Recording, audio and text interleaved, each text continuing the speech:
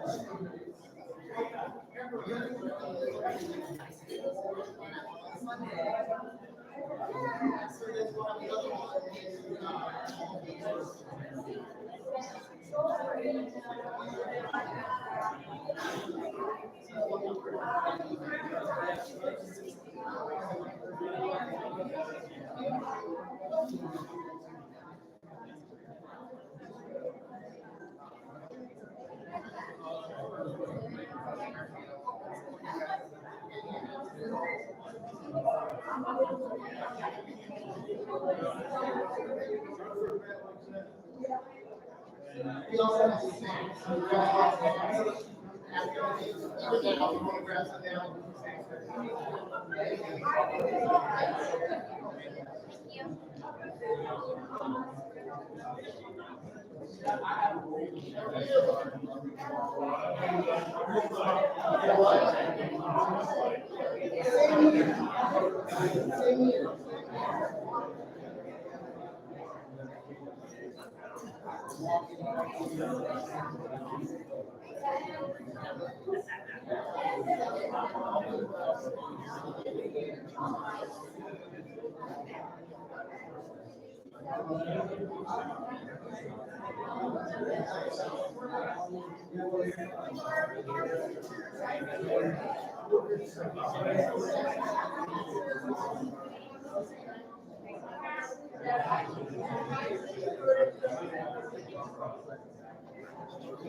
Using this one? No.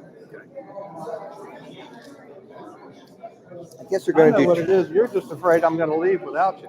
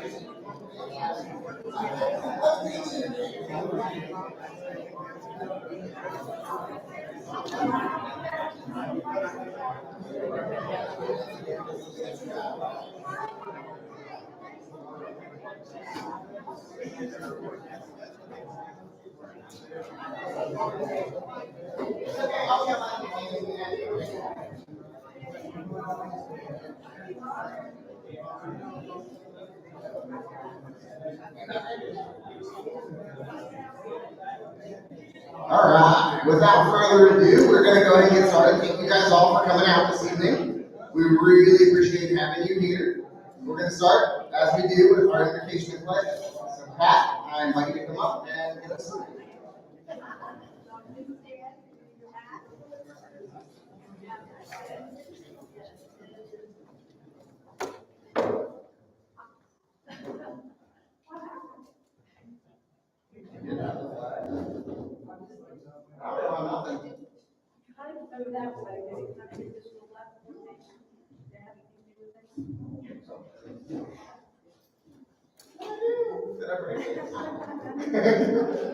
I think I'm right.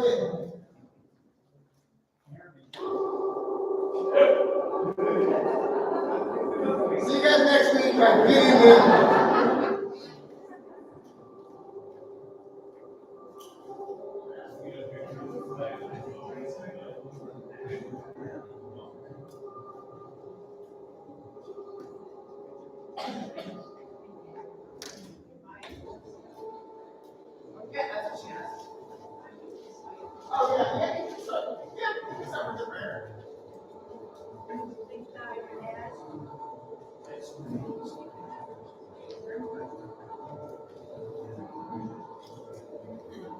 Lord Jesus, great blessing here. May they have bountiful honey wash this spring. Thank you for your blessings on each of us, and thank you for the spring weather that we have been having. Protect each one of us as we go to our separate homes this evening. In Jesus' name, amen. I have a little story here while he's getting that out. Say the pledge. Pledge allegiance to the flag of the United States of America and to the republic for which it stands, one nation, under God, indivisible, with liberty and justice for all. You know that March 17th is St. Patty's Day. How many are we should be having here? Okay, so a lot of them. Well, I'm going to be Irish ghost tour that takes place. It happened to Bluebird, and even though it sounds like it's not a flip-flop story, it's true. John Bradford, at the Religious University student, from side road hitchhiking on a very dark night, and in the midst of a storm. No cars were traveling that night. The storm was so strong he could hardly see a few feet ahead of him. Suddenly, he saw a car slowly coming towards him and stopped. John, desperate for shelter without thinking about it, got into the car and closed the door, only to realize there was nobody behind the wheel and the engine wasn't on. The car started moving slowly. John looked at the road ahead and saw a curve approaching. Scared, he started to pray, begging for his life. Then, just before the car hit the curve, a hand appeared through the window and turned the wheel. John, paralyzed with terror, watched as the hand repeatedly came through the window, but never touched or harmed him. Shortly thereafter, John saw the lights of a pub appear down the road. So, gathering strength, he jumped out of the car and ran to the pub. Wet and out of breath, he rushed inside the pub and started telling everybody about the horrible experience he had just had. And silence enveloped the pub when everybody realized he was crying, and he wasn't drunk. Suddenly the door opened, and two other people walked in from the stormy night. They, like John, were also soaked and out of breath. John, looking around and seeing John Bradford still sobbing at the bar, one said to the other, "Look, old buddy, there's that freaking idiot who got in the car while we were pushing it."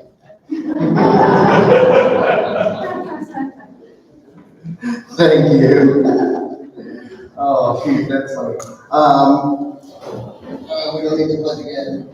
All right, we're going to start as we do with our presentation for the evening. So I'm going to introduce Native Roots. Native Roots is a small sister-owned and operated native plant grower in Northeast Ohio in Wood County, West Virginia.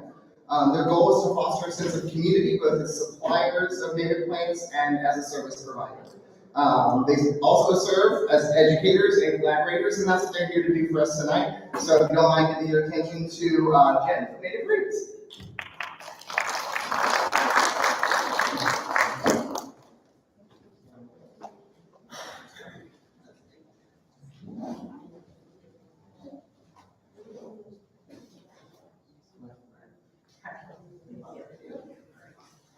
Well, good afternoon, good evening, everyone. I'm Jen Johnson. I am the Vice President and Chief Operating Officer of Native Roots Inc., which is a native plant grower and ecological services provider. We started our business, my sister and I, my business partner, in 2011. We both lived in Northeast Ohio at the time, but about 4 months after we started the business, the company that I worked for relocated me to West Virginia. So I've been here pretty much since we started the business. Where I lived originally was a high population density area, basically a metropolis from Canton to Cleveland. So native plants was really big, a really big thing up there because, well, there's not a lot of vegetation in the cities. So when I was living down here, it didn't occur to me that in this beautiful state that just is so lush and green, that people would actually be interested in natives here as well. But in 2022, we realized there was a buzz. We're in the Parkersburg area, Mineral Wells, and so we decided to start doing sales. And our first event was the Honey Festival in Parkersburg.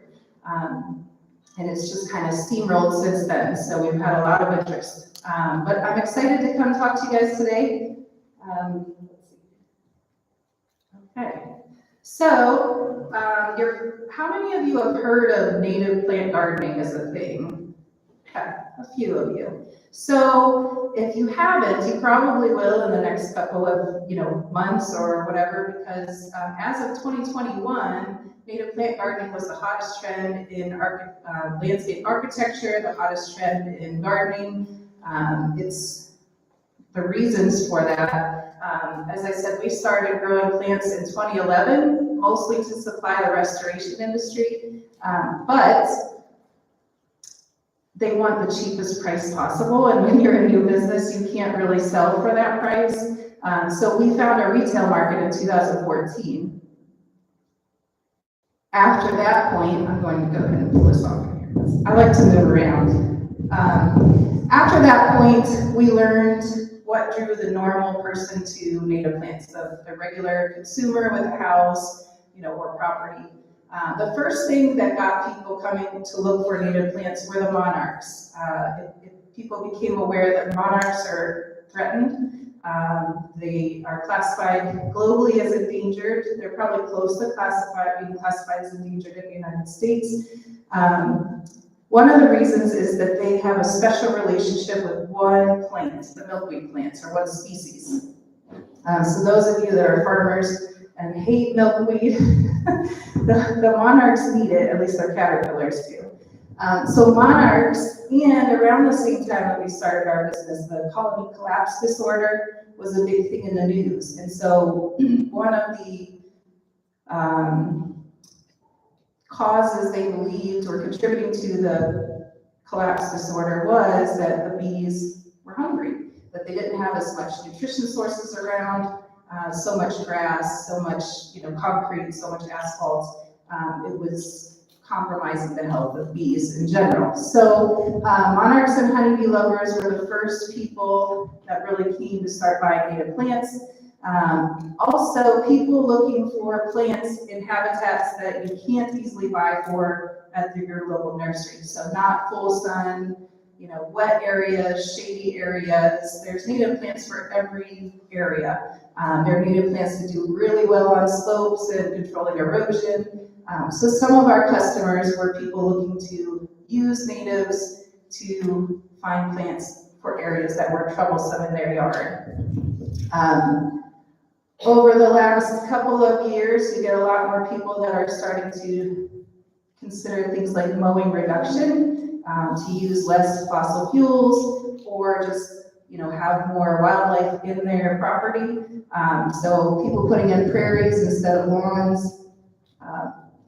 If you go to places like the Cranberry Wilderness and Dolly Sods, one of the things that I think we don't realize why it's so beautiful, aside from the landscape, it's when you look in a square area of the Cranberry Wilderness, there's so many different plants in one square foot, that biodiversity creates a lot of that beauty and mystery. And so trying to bring that biodiversity back into our own yards is another reason that actually we started growing. Also, if you are a gardener and you've learned that when you spray for bugs, unfortunately, the bugs that eat the leaves of your plants a lot of times are on a 1-year cycle, where the bugs that eat those bugs are on a 2-year cycle. So if you spray for bugs, you're actually eliminating the possibility of predator bugs helping you to control your bug population. So a lot of native plants like mountain mint and other plants like yarrow attract lots of different types of insects, including bees and butterflies, but also some of the predatory bugs that eat your aphids and that kind of stuff. So also with climate change and loss of species, from amphibians to butterflies to small mammals, extinctions are increasing across the globe. So putting food back, native plants are food for the local wildlife, is one of the reasons that people are doing it. So it turns out that it's not just a trend, it's becoming more of a movement. And you can get involved. So this is my, pitch to you to consider an ecological restoration goal. You can start anywhere, buying one native plant to put in a pot on your apartment deck, to putting in a 1-acre prairie. There's lots of options. Maybe you had a butterfly bush die over the winter because they aren't very long-lasting shrubs in many cases. So just popping that out and putting a native in its place, that could be your goal.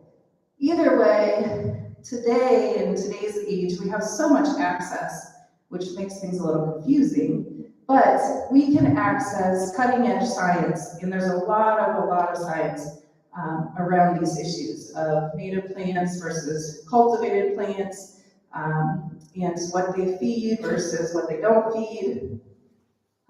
Soil is another huge area that we'll talk about for cutting-edge research.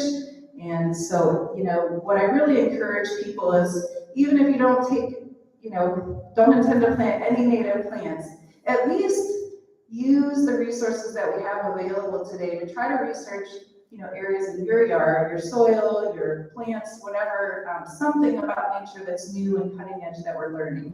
Because it's so exciting to see what we are learning about and how connected it all is. There's lots of tools to help. One of, I don't know what I call him,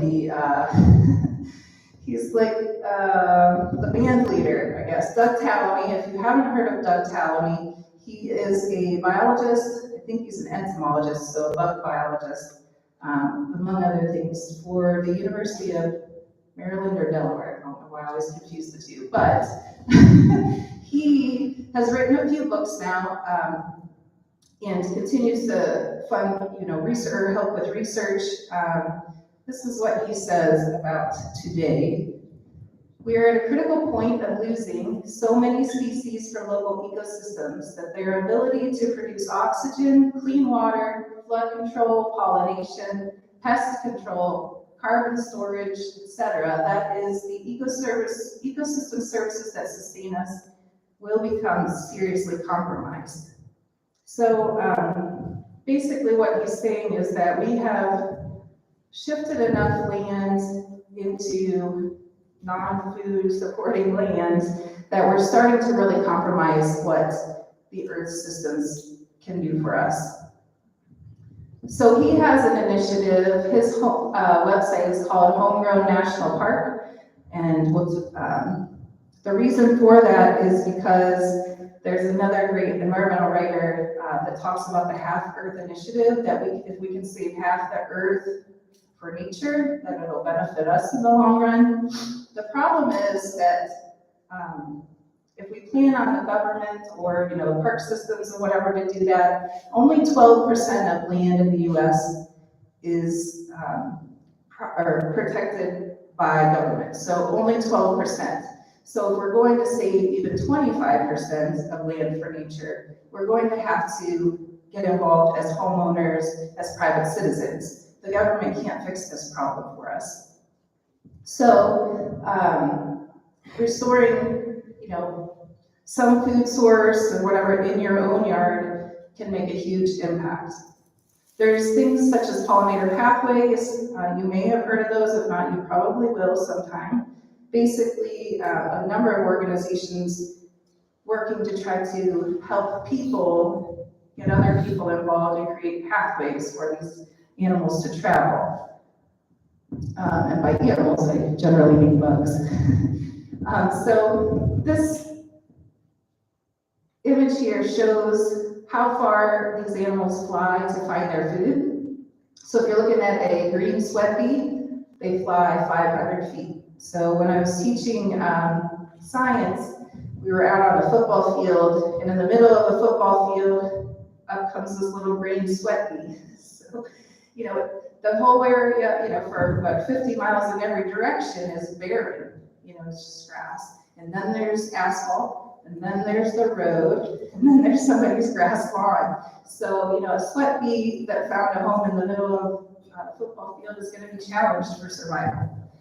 Where butterflies, we know that they can fly hundreds of miles if they can make it there without hitting your windshield, right? So. There's other organizations such as Wild Ones. I don't know if there's a Morgantown chapter of the Wild Ones, but they're a national organization that tries to foster, local chapters. But they have designs that you can access online and a number of resources. There's also plenty of web resources to purchase native plants.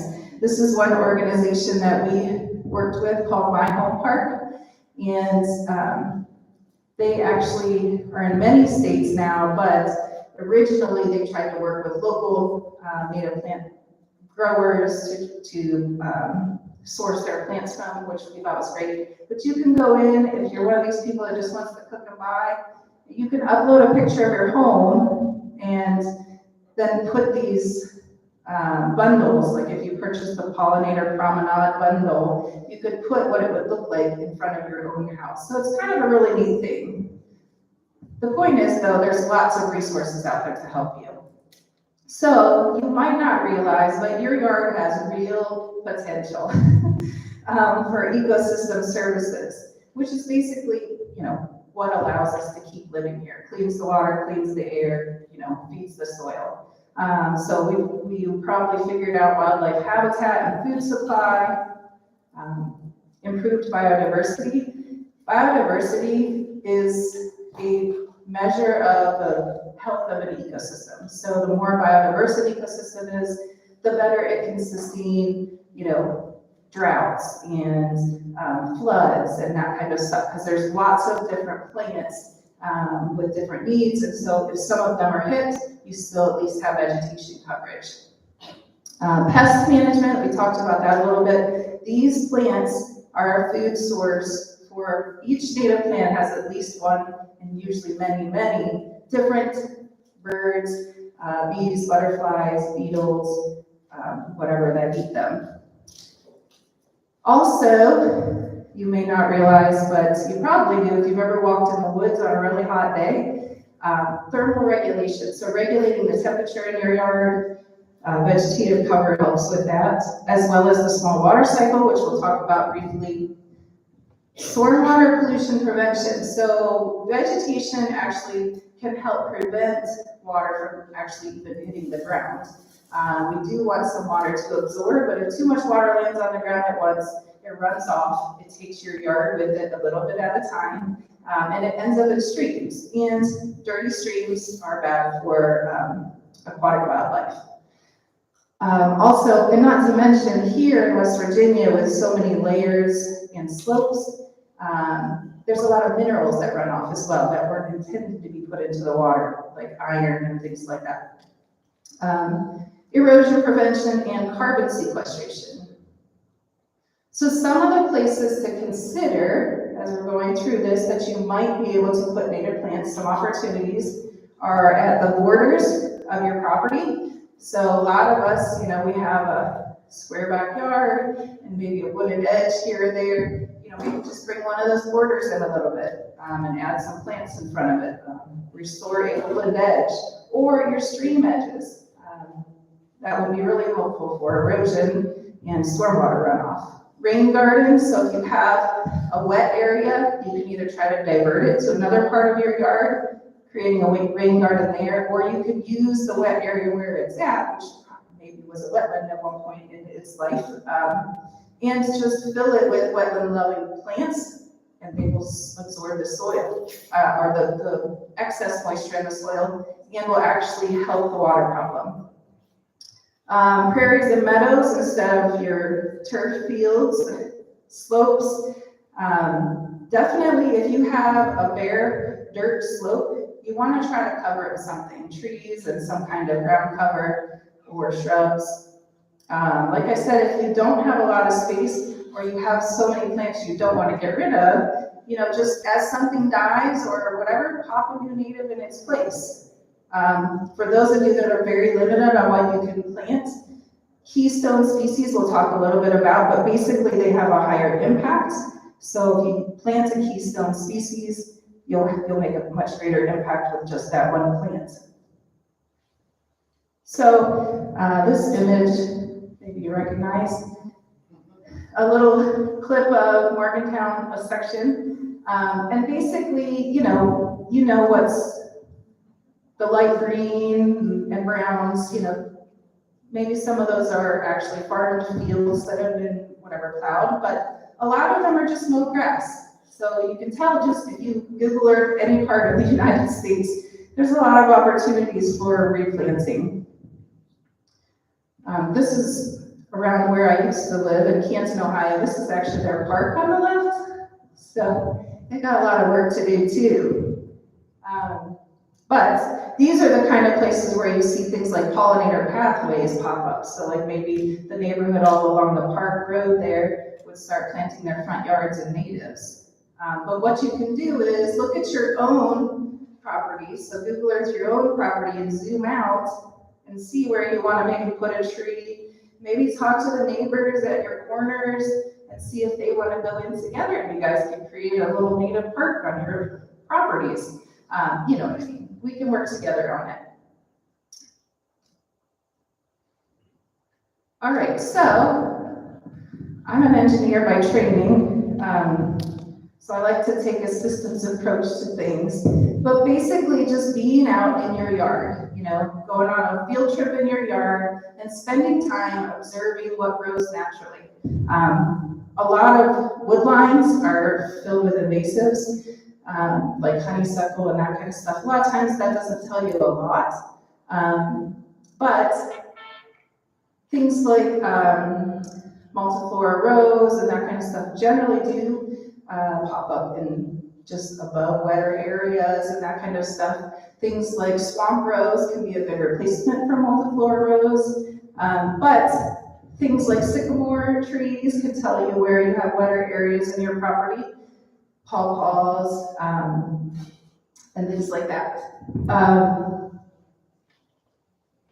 Some of you probably have seen things like great blue lobelias and stuff in your woodlands. All the plants that are growing around from trees, the plants, they can help. If you could tell me what's growing in your yard, I could tell you what other things would do well. So considering your ecological niche, are you a wetland backyard? Are you a full sun kind of prairie-ish backyard? Also, what wildlife, birds, pollinators do you see or do you want to see in your habitat? So, like I said, if you want to attract more monarchs, you gotta plant milkweeds. You need to plant other plants too, because they're butterflies like things other than milkweed. Consider what's missing in your yard. Maybe all your plants are 3 feet high and you don't have any other layers. That will reduce your ability to see a lot of birds, to be honest. So, putting a shrub in or a tall perennial that kind of fills in for a shrub and dies all the way back. Considering where your sun is, if you don't know, south facing is full sun. North facing is very shade. East and west is different. The east is your morning sun, so that's things that can't take a lot of high heat. Morning sun is great for. So a lot of shade plants can tolerate a morning sun area where west facing is hot afternoon sun. A lot of times that's full sun, depending on what's blocking it, or a part sun but high heat area. So those kind of observations, and then don't ignore the soil. You gotta dig in, you gotta consider, when it rains, does that area stay wet for a while? Is it never wet, so you need to put drought tolerant plants in there? But digging in and putting, getting your hands in the dirt will tell you. So the hard part, you were probably thinking, well, how do I know what's in my yard? Well, there's a lot of tools out there like iNaturalist, where you can actually take a picture. iNaturalist is a citizen science kind of based program. So you take a picture and upload it. It suggests, based on where you're at, what that probably is, and based on the picture. You click it, say, yep, I think it's that, and then other people go in and also ID it, and then if you get multiple IDs, it becomes research grade. So your observation in your yard can be used in science. If you don't like that idea of data coming from your yard being uploaded, you can use the Seek version, S-E-E-K. It's from iNaturalist, but it doesn't send the data, right? So you can just identify with it. But very cool, and then your observations are always in there, so if you forget what you ID, you can go back and look at that. Also, you can use this to ID the invasives in your yard as well, which is very helpful. Merlin, for those of you that are budding birders, I love birds, but I can't remember their songs. I can maybe list like 5 different birds that I can maybe tell their song, and that's because I've been working at it. But this app, you can open it up. It's created by Cornell University. And my favorite part is that third one, Sound ID. So you just click that, and leave your phone sitting there, and it tells you what it hears. So a lot of the birds, especially like a lot of the songbirds, they're canopy birds, so they're 50 feet up in the air most of the day. So even if you wanted to see them, or if you had a really good set of binoculars, you're going to be challenged to ID them from that far. So having that sound ID is very helpful to know what's in your yard. Okay, so we can't leave soil out because, like I said, it's super exciting. Soil is to plants like the gut is to humans. So most of you at this point have probably heard of the gut microbiome. Basically, below our stomachs, starting with our stomachs down through our intestines, is full of microbes that actually are what digest our food and then make the nutrients in a form that we can absorb. So that same thing happens in the soil with some of the same bacteria and fungi and that kind of stuff, some different ones as well. But it does make you start thinking about it a little bit differently. So, the soil is the guts of plants and it's alive.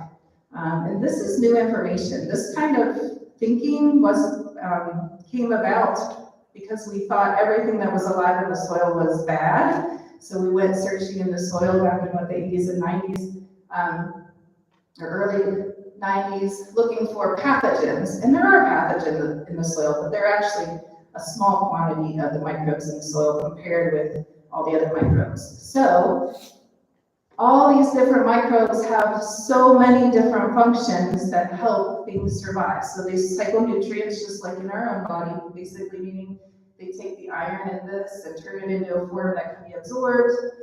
They improve soil structure. In fact, plants and microbes work together to create soil structure. The ability for water to infiltrate is because of microbes working around the roots of plants, creating globs. There's another word for it, but I can't think what they're called right now.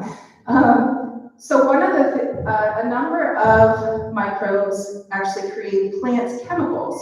So in periods of drought, when the plants can't produce what they need, some of these microbes actually assist by making these phytochemicals, plant chemicals available.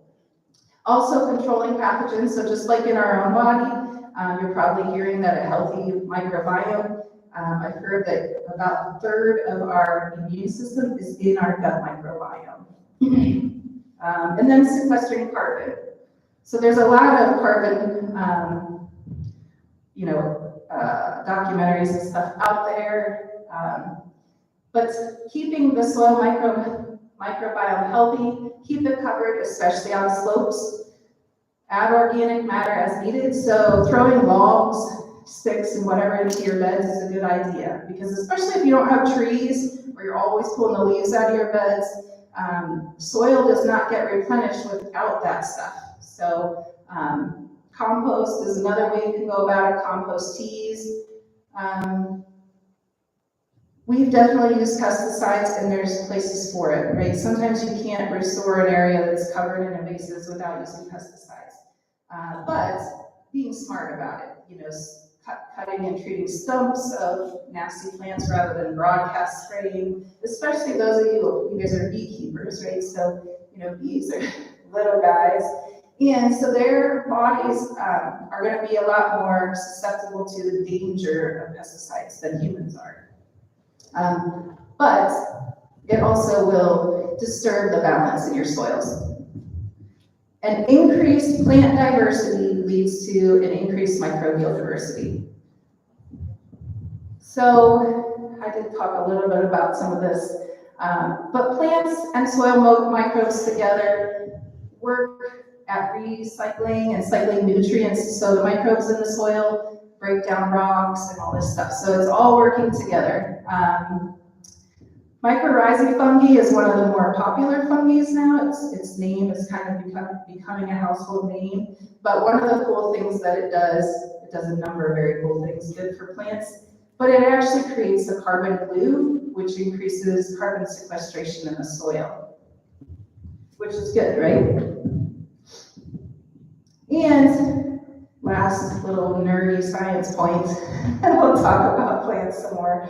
The small water cycle. So if you haven't seen the documentary Kiss the Ground, they do a really good job of explaining some of this about the small water cycle and that kind of stuff in the soil. But 40% of our atmospheric moisture, 40% of our rain comes from the small water cycle. The large water cycle is the oceans. The small water cycle is inland. So it's actually from vegetation transpiring moisture into the air that comes back down.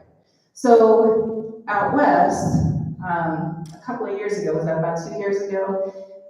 A lot of us, at least in Parkersburg, I think you guys probably got affected too, because I know it was far north as well, woke up to like dirt on their cars because of a dust storm out west, which is not unusual, we're just not paying attention. It was so bad that the rain dropped the dirt down on people's cars for like multiple states.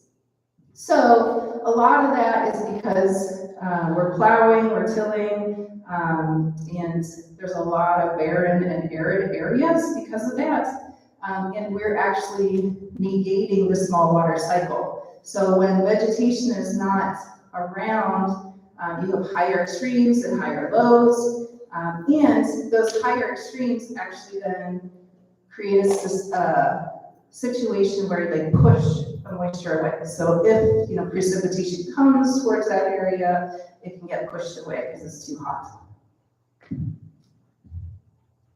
Okay. So looking at the actual plants that go into the ground layer, ground cover is one of the greatest challenges in native plants. we have a hard time, in design and that kind of stuff, if you're looking for that, really low front edge and the 1 foot to the 2 foot to the 3 foot.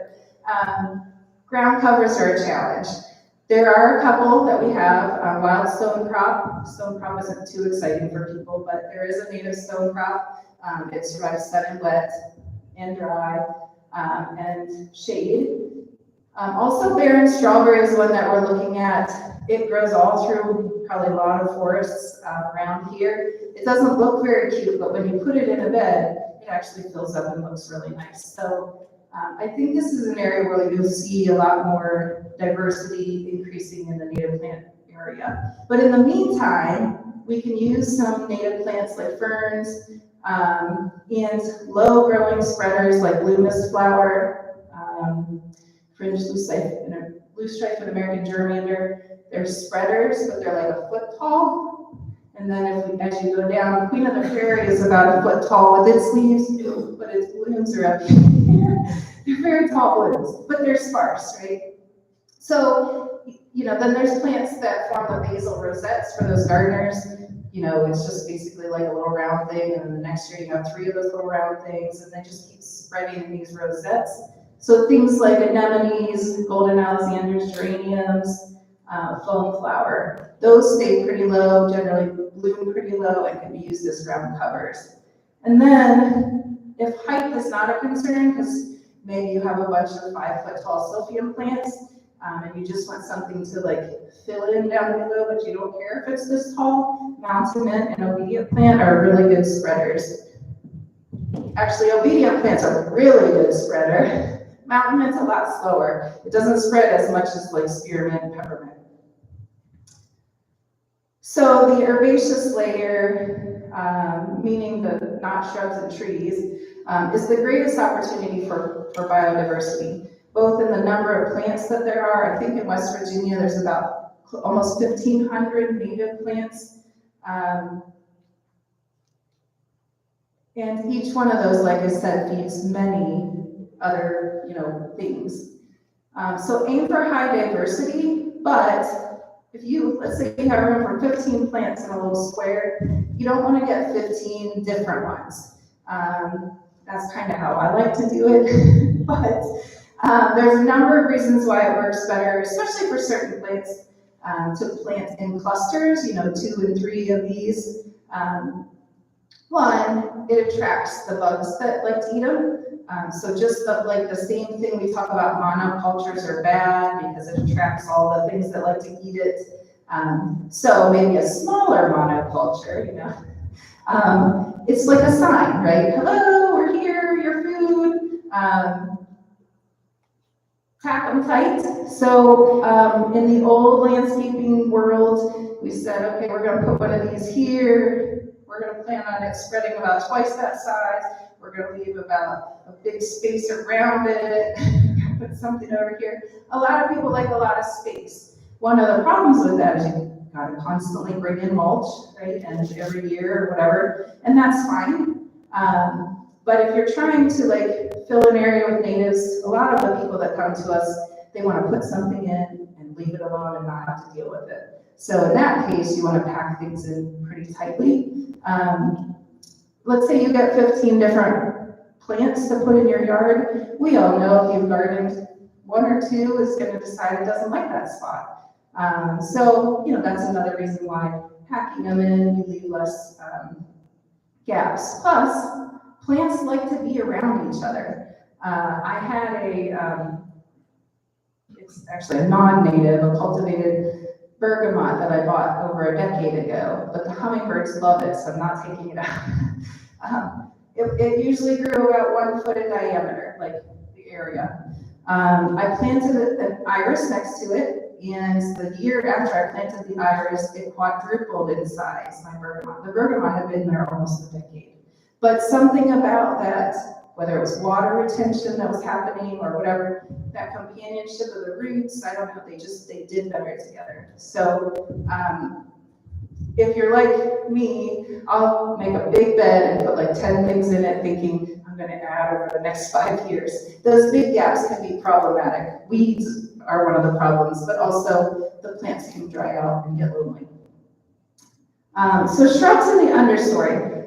I'm just going to breeze through this quickly, but it's good to consider the layers. And one of the reasons is that the birds, many birds exist in one or two layers of the ecosystem. So they're either canopy animals or they're, ground and shrub layer.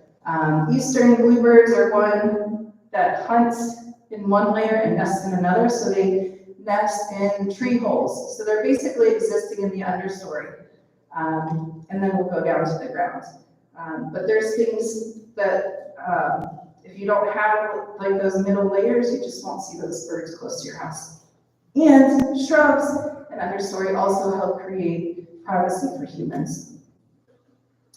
So the canopy, it's the plants that I used to think, who buys trees? There's plenty of trees around, right? But it turns out trees are really special for a lot of reasons. Oaks are one of the most important keystone plants. So oaks support the most caterpillars, over 500, about 570 species of caterpillars are supported by oak trees alone. Carolina chickadees. So this is just meant to give you an idea of how important native plants are to the system, to the birds, to the bees. And then if you think about the fact that the bees pollinate, right, they're so important for that, then they're important for us, right, because most of our food needs pollination. But Carolina chickadees nest in the canopy and feed on seeds in meadows in fall and winter. So even though meadows aren't really probably a native part of West Virginia, one of the things that we're talking about nowadays is we're not going to restore every open area back to forests, right? So if you want to help feed and support, you can create these prairies, and it helps these birds in the winter. Those prairie plants provide housing for a lot of caterpillars and other bugs. But a Carolina chickadee, when they're nesting, they feed 390 to 570 caterpillars each day to their young for 16 to 18 days. So lots of caterpillars. So I try to picture this bird flying around looking for these hundreds of caterpillars every day for 2 weeks. And it really does start to make you think about when you see those caterpillars that look like a pile of poop, or that look like, that whole hiding yourself camouflage becomes very important.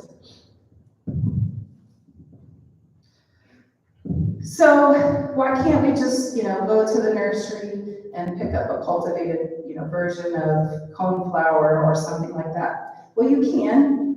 Those plants certainly feed lots of different things. Many honeybees probably will still go to them. Honeybees aren't necessarily native to the area, so they might be a little more diverse in what they will eat. But over time, the plants that were from here adapted alongside the animals that are from here, so that there's special adaptations. And those plants, so for example, we talked about the oak tree feeding 500 some caterpillars. I think autumn olive, the shrub, feeds something like, it's less than 10 and things, and a number of those are actually mammals and birds eating the berries. So the plants that aren't from here don't feed the things from around here generally. Sometimes you'll get a shift to where they will eat those things, but Doug Talamainy has done a lot of research on natives versus non-natives and what butterflies will eat. And on average, natives support 15 times more butterflies than non-natives. The other thing so there's cultivars, which are just cultivated plants not based on our natives.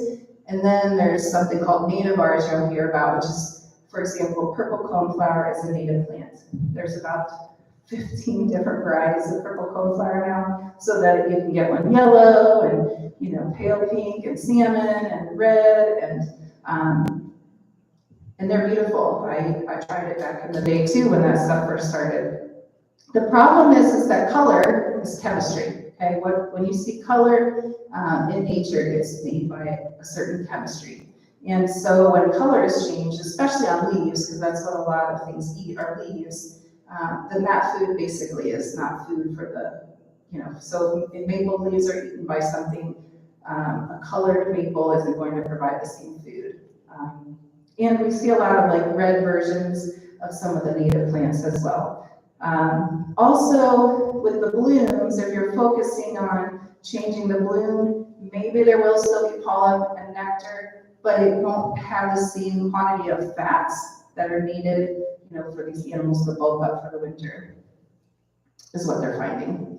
So novel and unpredictable. Whether we're cultivating a new plant or bringing a plant in from overseas, they're novel, they're new in our environment. We have no idea what they're gonna do. And what we find more often than not is they'll be next decade's invasive species. So it's just something to consider. So as I'm trying to get this point across, basically mutualisms, mutually beneficial relationships are the gears of our ecosystem. It's what makes everything work. Host plant is a word for something that provides food or shelter for something in its lifetime. And host plants, like I said with monarchs caterpillars only eat milkweed. That specialization is the rule, not the exception. So 90% of leaf eaters and 25 to 40% of bees are specialists. They will only go to certain plants.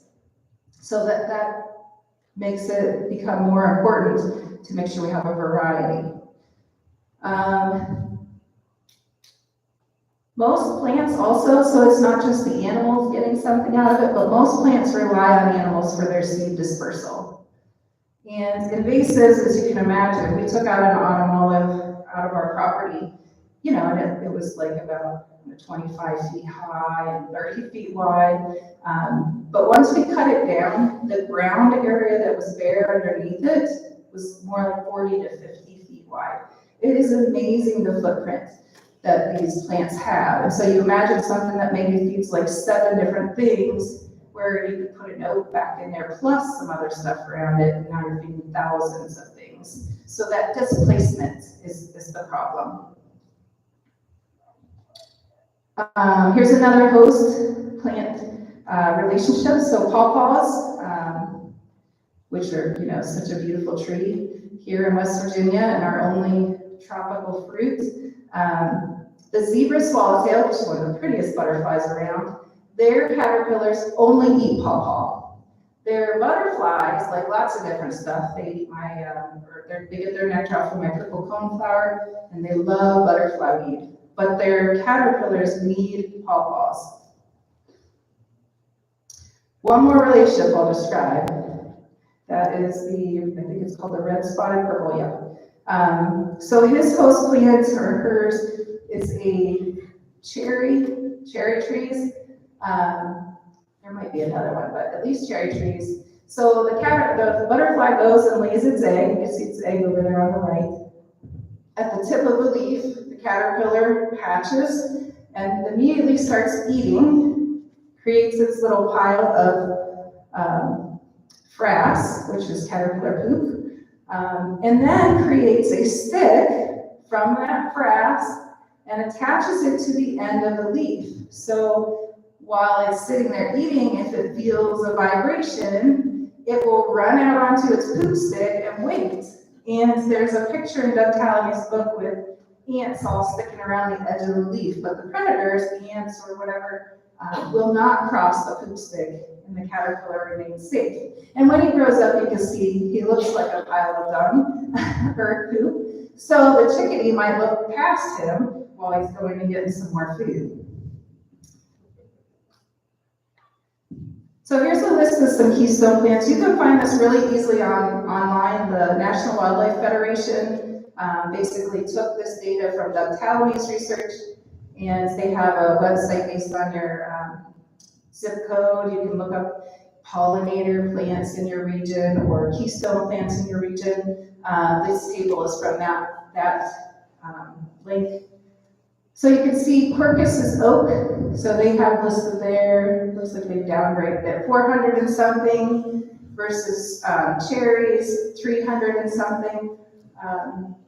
So, like dogwood trees still, even though they're one of the lower trees that support caterpillars, they still support almost 100. And then when you get over to the herbaceous plants, some of the most important ones are your sunflowers, your goldenrods, and your asters. Big surprise, huh? You guys have probably learned how important those can be for bees.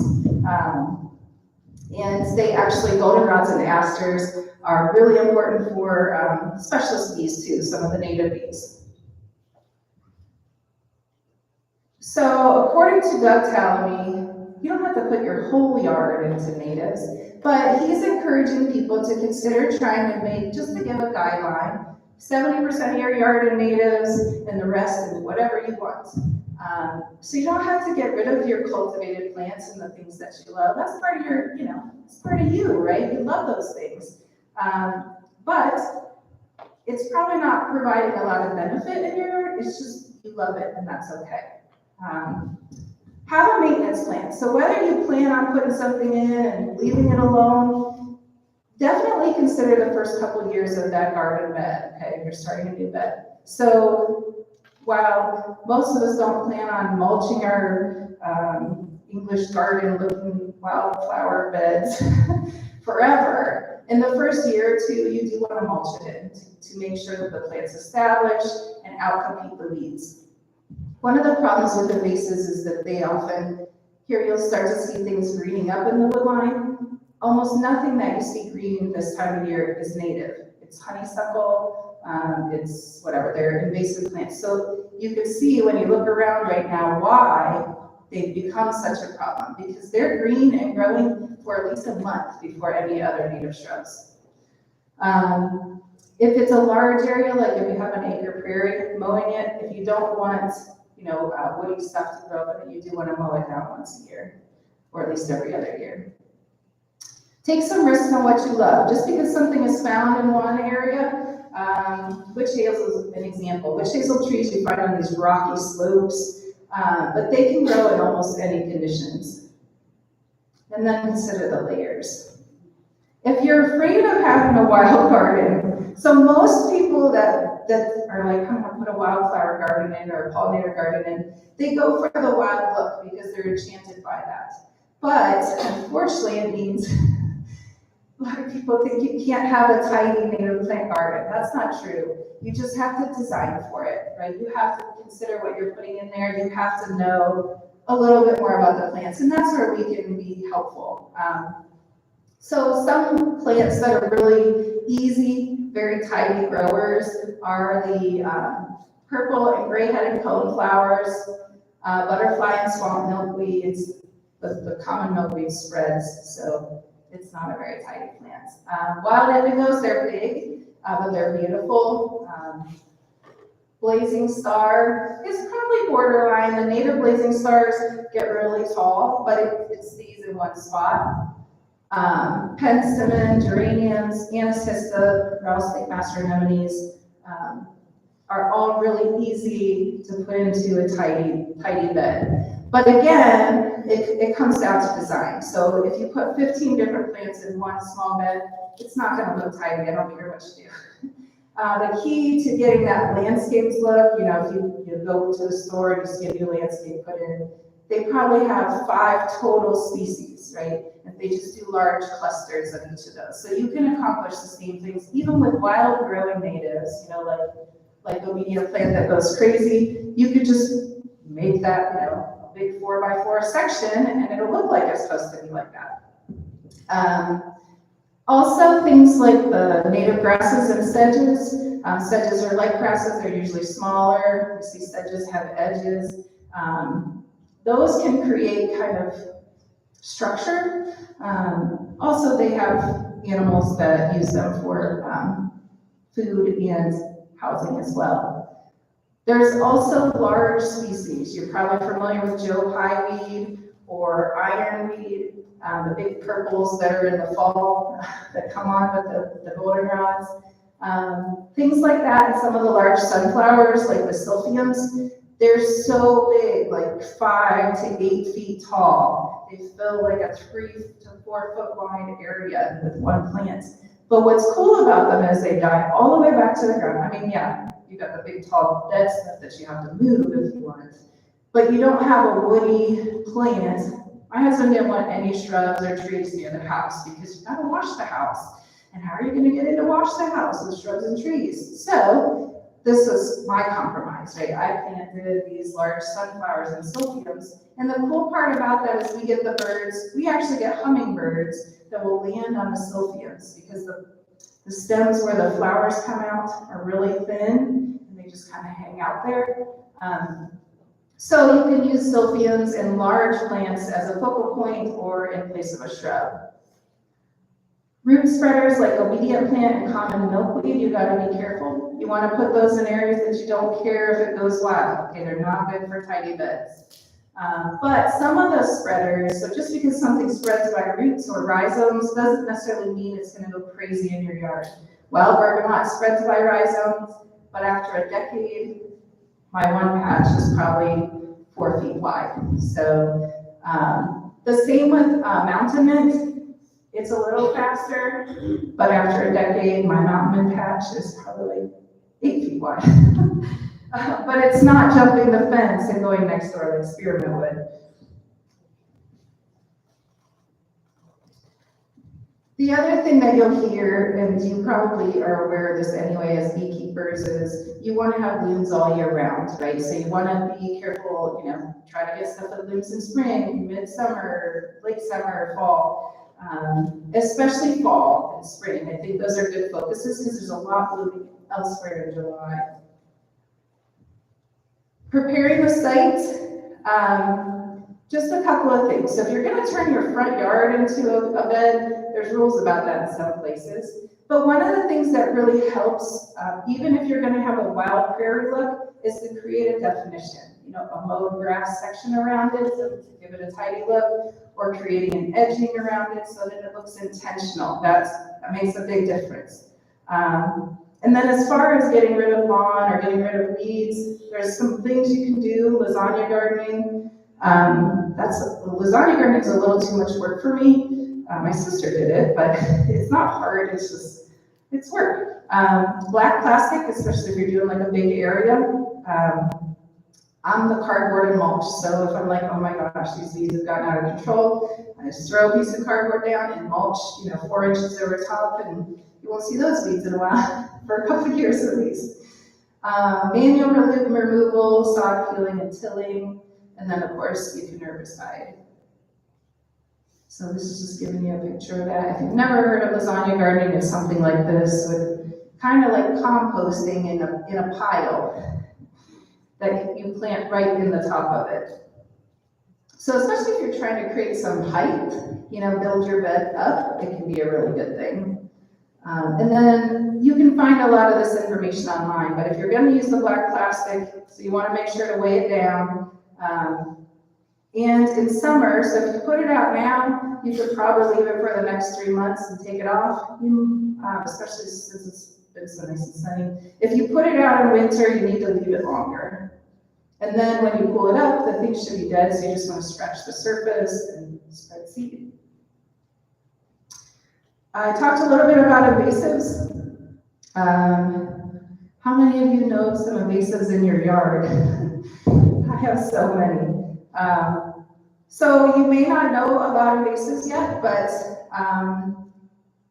you probably will as you start, poking around in your yard. And one of the things that I noticed, we have a lot of the honeysuckle vine. That stuff, I don't even know, it's so hard to know where to begin. It's basically going, 15 feet up the hill, across all of the trees and shrubs, on our borders. So we're just taking a segment at a time, but it's very overwhelming. So the key is to try to learn what the invasives look like when they're young, because once they're a big bush, you now have to spend time cutting it down. You got to try to make sure you're not spreading berries. Stump treat, that's what we will do, is cut and then just treat the stump with herbicide. So,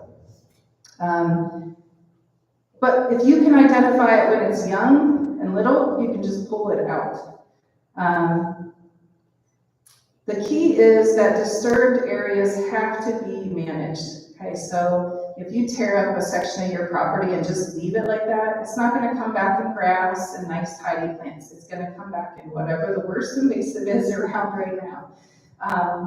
And you will be paying lots of money if you ever need to use that area for something to get rid of that stuff. So leave it be is not a good management strategy for restoration. So this is just what you can do in 1 year. This was one of our early beds that we did for the Army Corps of Engineers. And we basically all in 1 year sprayed, tilled, planted, and mulched. And then later that year, that was what it looks like. So it can happen really fast. But you can see that there's definitely, there wasn't a management plan. We were just planting it for them and they didn't manage as it came up. So there's some weeds over in the corner. Private landowners that landscape with native plants play a critical role in restoring overall biodiversity and bringing back pollinators. They are the key to help bridge the gap in our fragmented landscape. So if you think about, if you live in the country, you can still make a big impact because you know as well as I do, there's a lot of grass that's mowed. So every native plant that you're putting in is valuable to many animals. But if you live in the city, yeah, it's a big impact too. Every native plant that you put in your beds is going to make a huge difference. Oops. Okay, just seeing what that said. So deer resistance is a big deal around here. I did not realize, but there is actually a concern that we are losing, or we will be losing a generation of forests because of the deer overpopulation.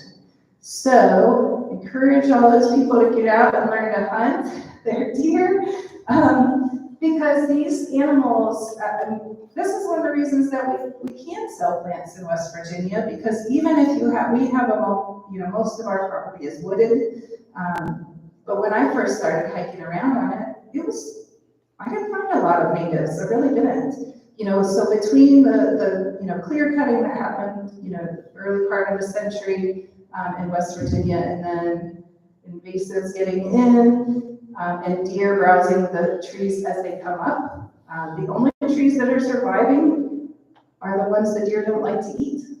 So there's a big concern that we're losing a generation of trees in the forest to deer. So I want to say this about deer. Young deer will try anything. Just like babies, they put everything in their mouth. So every year I have something unusual that gets topped. But these plants generally, most deer will not eat. With that said, if you live in a densely populated city with a major inside the city deer problem, I have noticed some of them have started eating milkweed. But most of the time they don't, especially if they have other things that they can eat. There are, asters, it's about 50-50. Smooth blue aster, they seem to really like eating, but they don't eat my flat top aster, they don't eat the New England aster. They've nibbled it, but they didn't mow it down. With that said, there's also the deer that like peanut butter and pickles mixed together. There's those oddball deer, I'm convinced.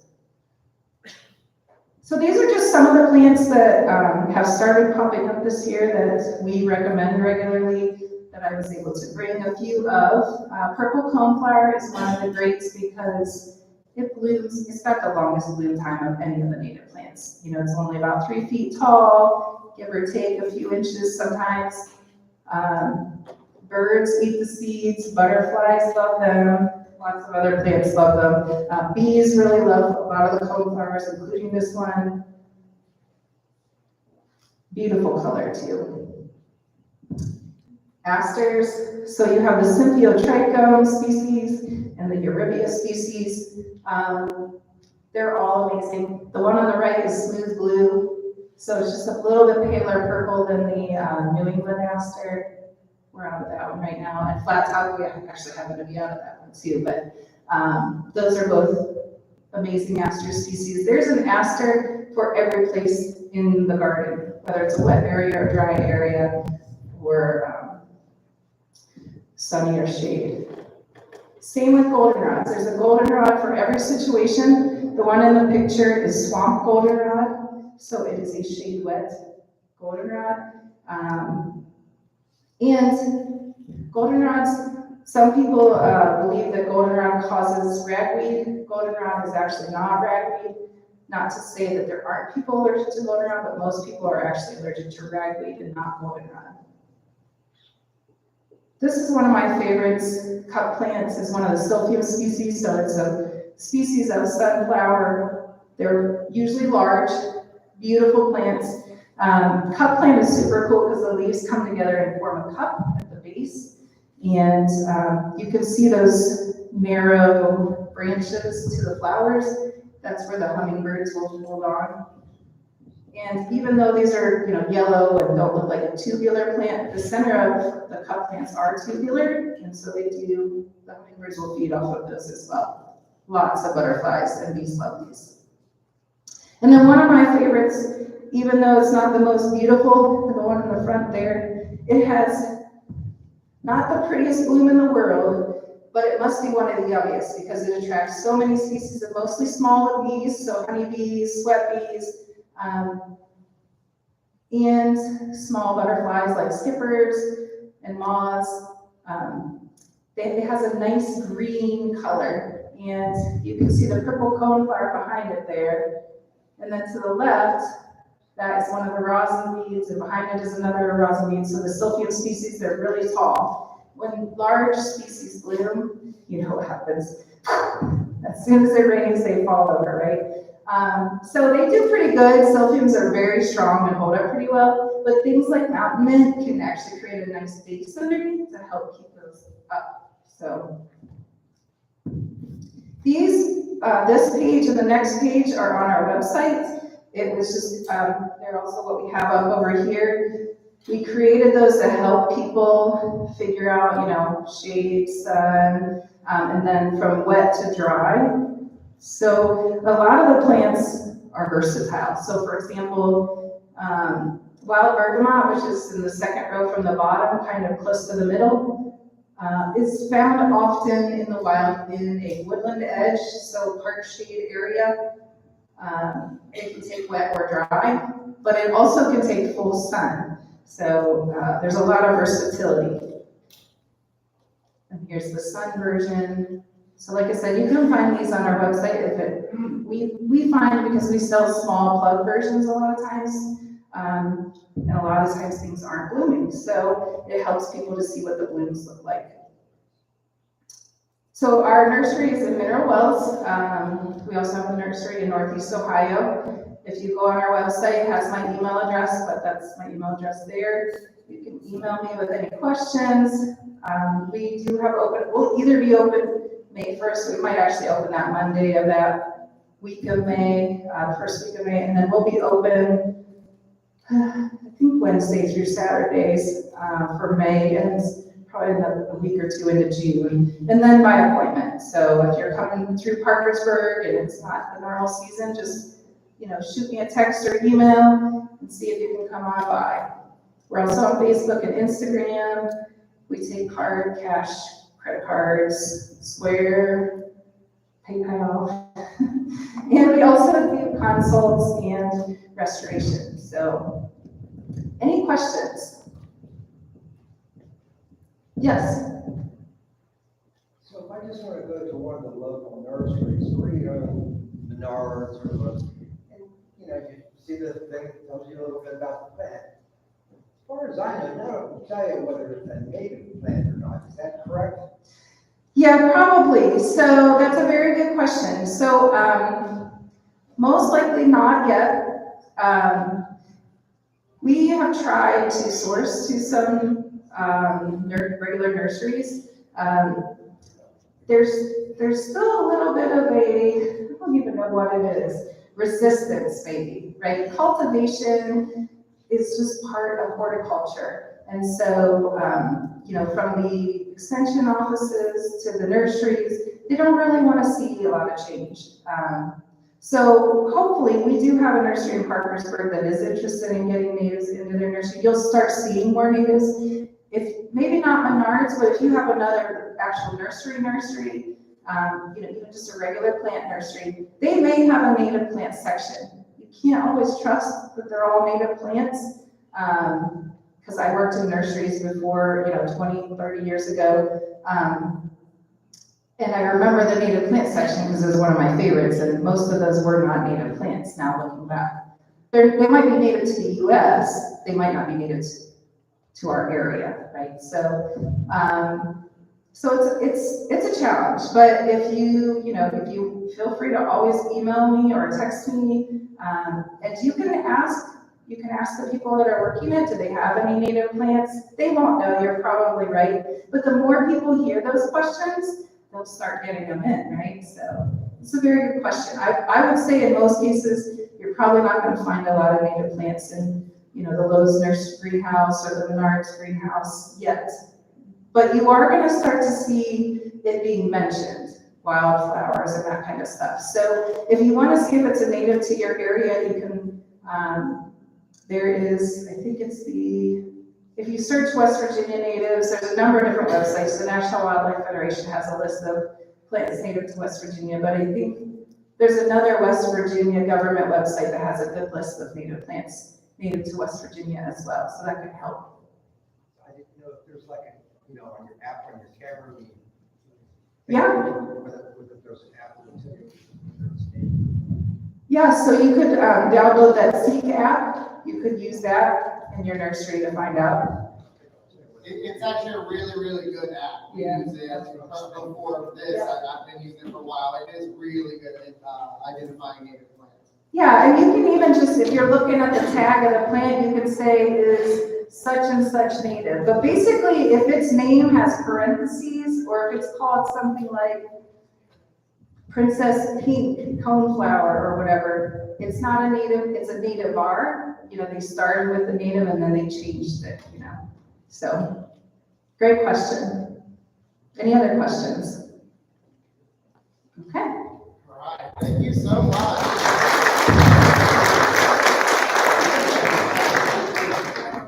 And as she mentioned, there's lots of plants over here.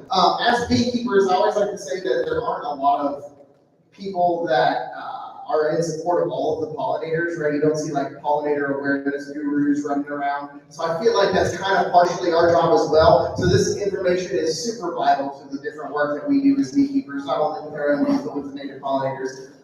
Here in Morgantown specifically, we work with the city of Westover and the Xerces Society as members of Bee City USA, where we put pollinator gardens in different parts of the community. So this information also is incredibly pertinent to that. So thank you again so much.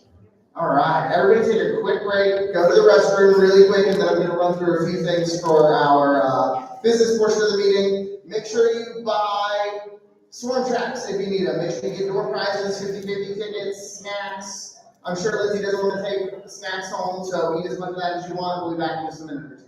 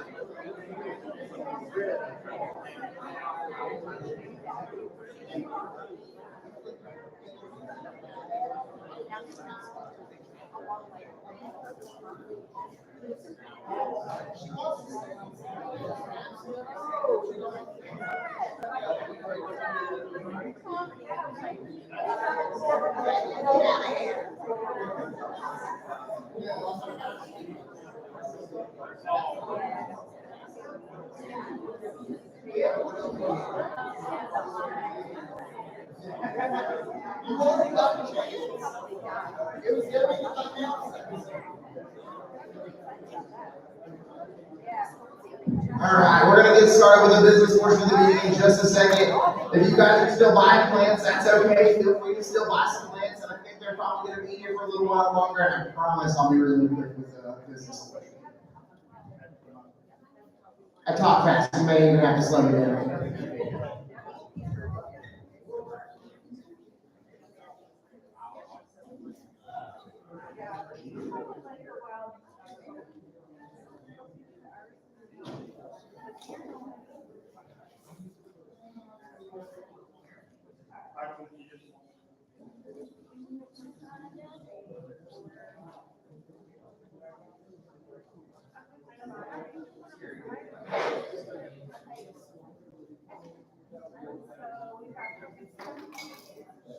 All right. As is our normal tradition, we're gonna pop through some old business here real quick.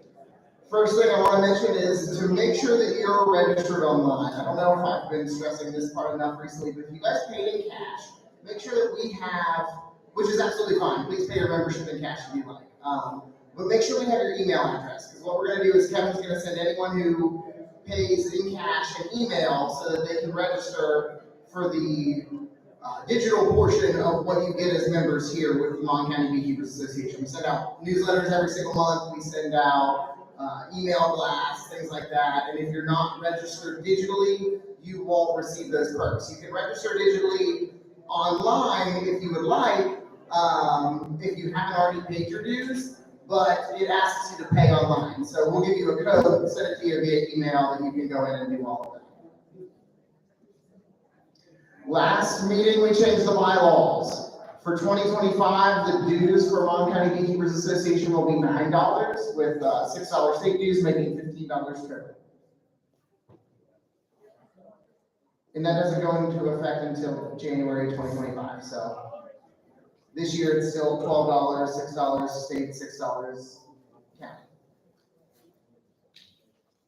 I don't know if that video is gonna play. It probably won't play because that's my luck. It won't play. That's a video. You can check it out on all of our social media accounts, but we made a little video of the vendor showcase again this past weekend. Really good turnout for that. Thanks to all the volunteers and vendors that came out for that. We had a nice crowd of folks here. We were kind of doing things in conjunction with the hunting and fishing show, which gave us a little more of a crowd than what we probably would have normally had, so that was kind of nice too. Sold a little bit of club honey, which was nice. Not enough, but we did sell some. Which brings me to, if you guys know anybody that needs honey for events or can think of any use for probably 60 or so jars of honey, we have it. Starting to get crystally now, and we have a process for fixing that. We're gonna take it to somebody's house. They have like a reverse refrigerator that they have that you can put the jars in, and it'll warm them up a little bit, which they've offered to us. So we may do that, but we want to use it as quickly as we can before folks don't want it anymore. So if you guys think of any ideas for it, let us know. West Virginia Honey Trail, still going to be talking about this, but I'm not going to dote on it this evening. I'll be speaking at the West Virginia Tourism Conference over here, April 8th, which is just after the spring conference, about the West Virginia Honey Trail. Something that I would really like from you guys, if you have the opportunity, is feedback. Go try the West Virginia Honey Trail. I have been on there a couple times. I have some suggestions for the folks that put it together for us, the folks that visit Mountaineer Country. I would like to give as many suggestions as possible. We want it to be user-friendly. We want it to bring the general public to the places that we have honey so that they can find them simply. So any feedback we can get to do that is invaluable. So if you happen to just be on the website that day and you're like, oh, I'm gonna go check things out, check it out, send us an email, let us know what you think about it, and I'll relay all of those messages to the folks that visit Mountaineer Country. Any questions? Support the Bee-Bots. Bee-Bots are in the back corner selling swarm traps. I think they might have one or two left. Do you still have a couple left? Yeah. Okay, they got swarm traps left. Buy your swarm traps. It's for a really good cause. 60 each for 2 for 100. All right, that's all the old business. On to the new business. All right, Amy is not here this evening for the treasurer's report, but don't worry, I'll take care of it. We have our beginner class series going on right now, so there are a lot of funds in transit currently. This is where our balance was as of, I believe, 3 or 4 days ago. We've spent about $300. We've spent a lot more money than that, but with spending an income, the difference is about $300. You see we brought in about $1,500 in the past month for beginner class income. That's registration fees, things like that. These are the things that we spent money on: the beginner class books, the class materials, miscellaneous expenses. I bought everyone pizza at the vendor showcase, so that's what that is. And also coffee and donuts, but it's those types of expenses. So still doing really, really well, still moving in an upward trajectory. I think we've made just over $1,000 off of our beginners class this year, which is really, really cool. That'll go towards a lot of the programming and things that we're going to do here in the future, so that's exciting. Any questions? All right, state report. Deb, you have anything to report for the state? The only one of me to remind everyone of the spring conference in Harpers Ferry. Yes, we will be talking about the spring conference at Harpers Ferry. There's also a members chat coming up. I don't know the exact date. I just saw it before this meeting, actually. They posted it on the state's Facebook page. So I wish I had better information. I don't have my phone to pull it up that quick. But the state is going to be having a members chat soon, which is something they've been doing a lot more recently. Get on the state association's Facebook page. They put a lot of information out there. That's where I saw the Zoom link for that member chat. So if you're interested in any of that, please check there as well. Oh, this video is not going to work. Well, that was a cute little beginner class video also, so pretend like it's doing something. We had a really good time in our beginner class this past week. We had 69 people registered through the app for that, which is really, really cool. We had 60 people that we signed in, so pretty good retention for the class. We have a lot of folks going to be coming back this coming week. We've taught a whole lot. We got a lot of really great questions from our beginners. If you guys are beginners and are here today, thank you for coming out. It's nice to see you over beginners in here. Yeah, stand up if you're beginners and came tonight. That's awesome. You guys happy to make it all the way through the class series and you're already dedicated. We really appreciate that. Thank you. It is Wednesday, March 6th at 7 p.m. The West Virginia State Association Zoom chat. Wednesday, March 6th at 7 p.m. And you can find the Zoom information on Facebook. All right. Speaking of beginner class, you'll notice March 3rd and March 10th, we have another beginner class this Sunday. For those of you that are not beginners, or for those of you that still feel like beginners but already just took one class last year, we would love to have you come out. the more folks that we can get to help answer questions for our beginners, the better. It makes it a better experience for them. We have 4 teachers that teach each session, so this coming session we have 4 teachers, but obviously if all 4 teachers get swamped with 20 students each, then no one's gonna get their questions answered. So it's great to have knowledgeable beekeepers here to help answer those questions and help share your knowledge. Any questions? Pollen sub. We still have pollen sub. If anybody needs pollen sub, let us know. We have plenty. I think we're selling it for $2 a bag. And it's in the bag. It's already bagged up. So if you need pollen sub for any of your pollen sub needs, let us know. Queen order. It was brought to my attention that we might, as a club, like to consider putting in an order for queens. So I said that I would put this slide in here and judge interest to see if we are interested. Someone that was brought to my attention was Everspeak Apiary. They have Oliveria's queens, which a lot of folks have shown interest in. So if we are, as a club, interested in making a queen order, we can do that through them or through somebody else, but I figured I would at least mention it, put a slide up here and see if we can start a small discussion about it.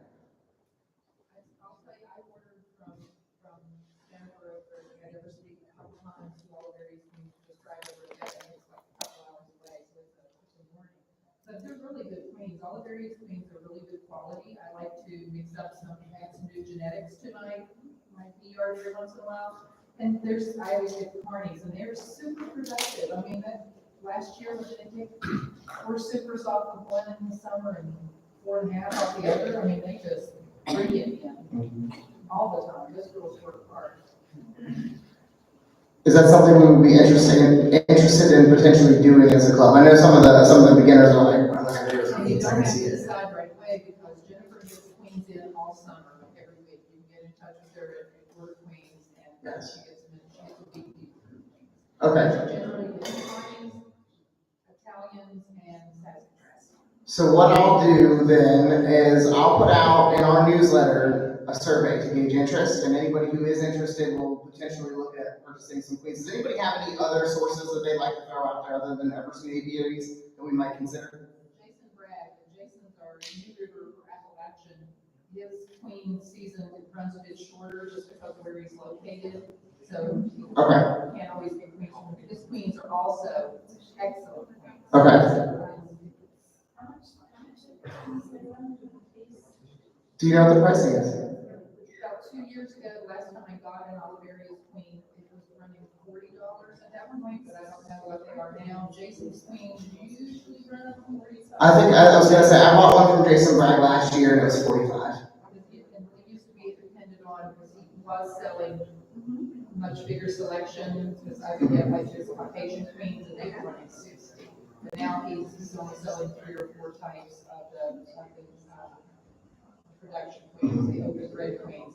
His breeder queens are very expensive, but I'm sure you can get a bigger selection. Yes. Anybody played around with the vaccinated queens? Has anyone played around with the vaccine? I actually took a class on, you're talking about the Valgroup vaccination. When we went to the South Florida Honeybee Expo, Paxton and I got to take a class on vaccination from the folks that actually do the honeybee vaccine. It is something that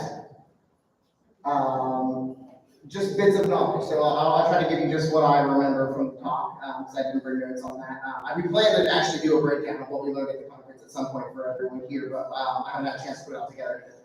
It only exists through, it doesn't live to the daughter. So once the queen is vaccinated, it's only for one generation. And it only goes to the bees of that generation. And to purchase it, you have to buy 50 doses, I believe, at minimum. And you do it, it's not like a shot, because I thought we were going to get to watch like a honeybee get a shot, and that is not how they administer it. It's actually why I took the class, but no. They actually administer it through candy. They make a candy plug and they administer it. Workers eat the candy and then trophlax it to the queen. which is how she gains that AFB resistance. Yes, it is very expensive, and you have to buy so many doses. So what they're doing right now is they're selling to like large apiaries, so you can buy from queen breeders queens that are vaccinated, if that makes sense. Or you can buy from, what is it? Bee Supply in Texas is selling. I was gonna say from some big bee suppliers. Man Lake has them. So that currently is probably the best way to get a hold of those queens, just because of the costly way of putting it together. But it is interesting. There's a lot of really cool research behind it.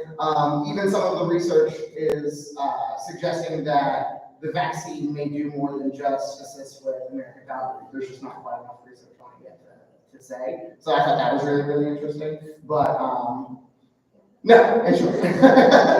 Yeah, absolutely. One more thing, Mike. Yes. And this is something from all the areas, they're hard to get hold of. They now say you have to contact all the areas to see if there's any availability, because people are ordering so much. Randy Oliver is breeding pretty well. The queens from some of his mite-resistant hives. He has some hives that are naturally mite-resistant and have 0 mites. So Randy Oliver is selling some of his queens through all areas. I'd love to get hold of it, if Randy Oliver mite-resistant queen, but it's really hard to get. You could love, right? Don't we all?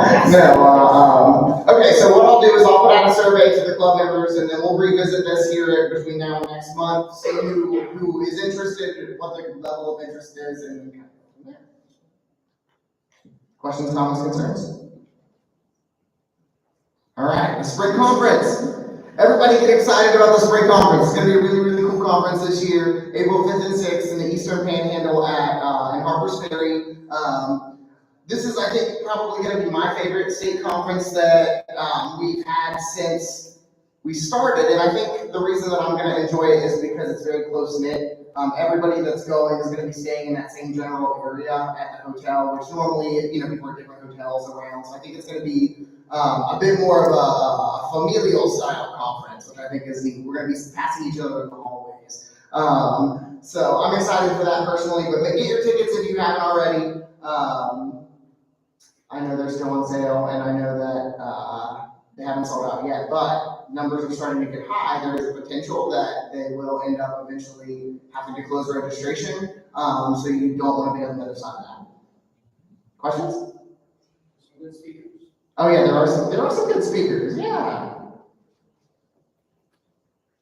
For those of you that are going to the conference, we have been asked to be a part of the beekeeper and training program that they're putting on at the conference down there. What that means for us is that we're going to be giving some of our time during the conference to assist with teaching the kids that are there. So if you are there and you're interested in being a part of that, please let me know. We can always use, and I don't think there are going to be a lot of kids at this program. It'll just be mostly the kids who are attending with their parents who are beekeepers as well. But we have a really cool curriculum set that we've started to put together for that, so we're happy to be able to share that with folks. So if you're going and you're interested in talking with some kiddos, let us know. Any questions about that before I get to the next thing? Sorry.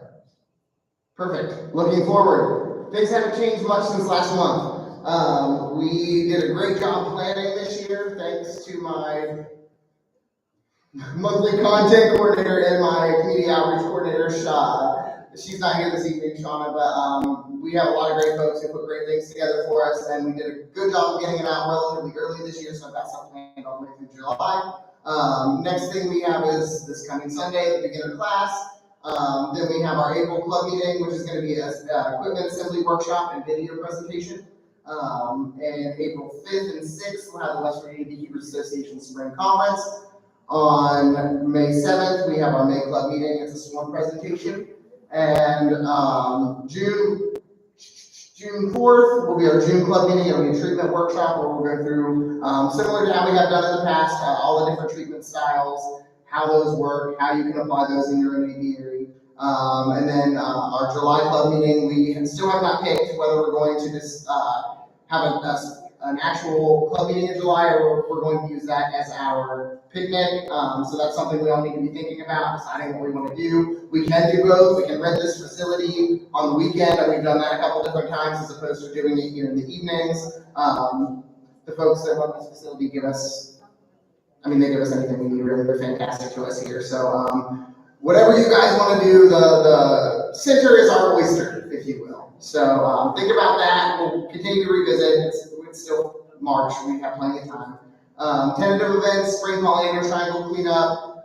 That's our initiative through the Xerxes Society and BCD USA, West River City BCD USA Day. That's something else that Sean's working on planning for us for the late summer. The Mon County Fair will be setting up an unmanned booth at. So if any of you guys have any experience with unmanned booths, let me know. I got to put something together for that so that we have something here, but we won't actually be attending because we'll be going to the West Virginia State Honey Festival. And that's August 24th and 25th. We actually may be doing that quite a bit differently this year. I've talked to some folks in Preston County and in Marion County, and instead of doing an individual booth, we're considering doing like a group setup at the Honey Festival this year to make it easier on our members who attend that. Because we were very spread out last year, and that was something that all of the clubs kind of noted, that we didn't have as many, and it's a far event for us, so it's hard to expect folks from all the way up here to want to drive all the way to Parkersburg, but for those of us that sell products, it's a really, really good event. So we're looking at doing that and getting a little more cozy with our sister clubs here at the Honey Festival in August. And then the next event I have isn't until 2025. So that's everything we've got on the docket for right now. Any questions? All right, get involved. Please get involved. Some of you guys are new, but we really need people to get involved. All of these programs need people to work on them, or they won't be programs anymore. All right, that's all I got. Anybody have anything that I don't have? I was just wondering, for the Association of the Year. Yes. Can you poll the audience to see some of the answers? Yeah, absolutely. Like, We're going to poll the audience. We're finishing up our Association of the Year application, which Lindsay so graciously puts together for us every year. Thank you so much. That was a daunting task. It really is like a lot to go back through all the things. We do a lot here in Mon County, so it's like hard to keep track of it. Yes. so we need to master beekeepers in our club. How many master beekeepers do we have? I believe at least three. Justin? So we got 3? What's your last name? Oh, okay. I've seen your name a lot, but I've never. And then we have certified beekeepers. Is anybody on the certified level? And I will also put this out in my newsletter to see if I can get folks. I'll try to do that the next day or so, that way that folks can kind of just click through. And then apprentice beekeepers. Any apprentices? Oh, we got one. Honeybee. Honeybee? So there's some things on here for a number of people that attended different conferences. Maybe we can find a better way to get. Yes, yeah, for the conferences, that would be really, really difficult. Yeah, I can ask for that. Those were the ones that I wanted to. Poll. Okay, perfect. Thank you. As Association of the Year, there's that's through the West Virginia Beekeepers Association. There's different points that we have to hit every year. Beginner classes and volunteer hours and things like that. It keeps us active as a club, and there are awards for that. I believe first place gets $100, and second place gets $50, which we can use towards any of our programs. That's really, really nice money to have, especially if we're already doing this stuff and engaging in the community anyway. All right. Any questions on anything that I said or anything else? Yes. I was just going to say, so I'm going to get ready to do the split the pot door prize. Paxton has a hive up here that he wants to show everybody. You guys actually got to see this hive last year at one of our demonstrations. We had bees in it that did not overwinter, so we decided to bring the final hive here so you can see what the combs actually turned out like after we finally got bees to live in it for a year. So feel free to check that out. And then Dan's got some information and some highs from the University of Guelph, right? It's a Paul Kelly style hive in Nuke back there that he can give you some more information about if you want to check out. So let's split the pot and let you guys check out some of that stuff. We'll do some peacock. Wait, you got something?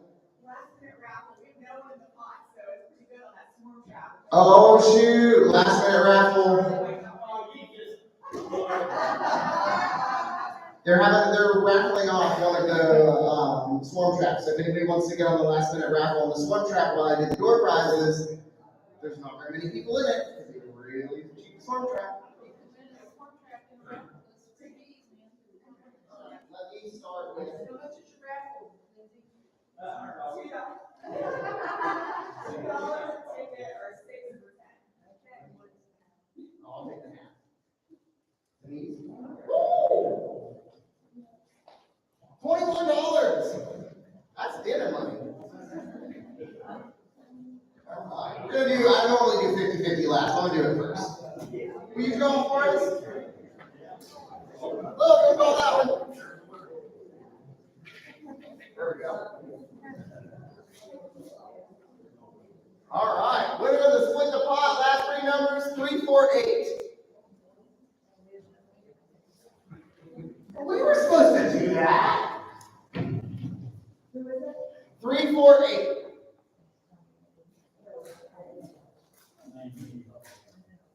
Must have been my ticket. Hang on, everything on 347. Wait a minute, hold on. 348. Way to go, Linda. Congratulations. There you go. Yes. All right, I'm gonna bring these up here. Couple door prizes for the evening. First is a copy of Honeybees and Their Maladies. It's a field guide from the Penn State Extension Office. Some of you have already seen this. A few of you have already purchased it. It's a really, really good guide.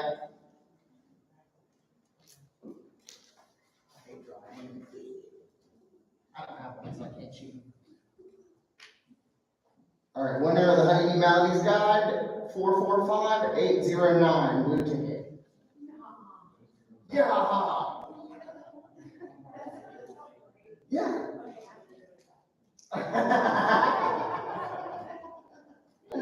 All right. Well, someone's going to. All right. This wreath is really beautiful. I have no idea how people put that kind of stuff together. It's like beyond me how folks get stuff to look like that. Nelson did.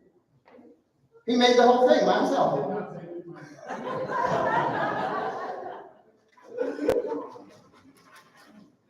Here, will you draw one for me then? Draw your own. All right. Winner of this wreath is 846. 846.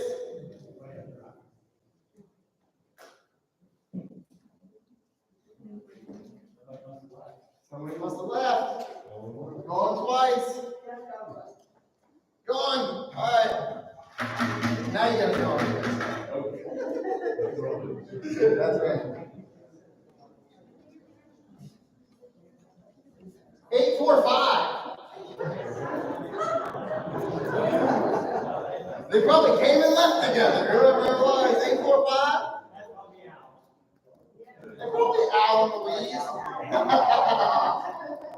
All right, I'll draw one. I don't know. You draw one. I mean, I'll draw yours. 800. Oh!